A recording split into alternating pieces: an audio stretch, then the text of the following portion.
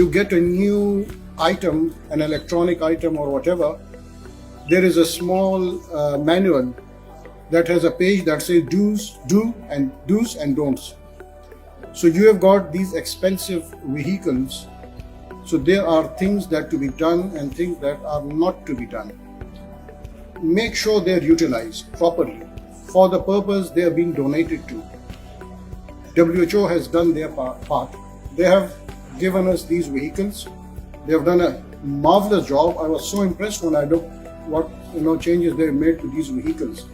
Now it's our responsibility to make sure they are used for the purpose they have been handed over to us.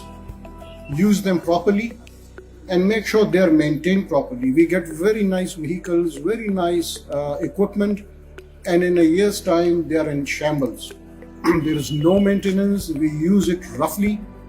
So whenever you're handed over these things, just consider that they are your property.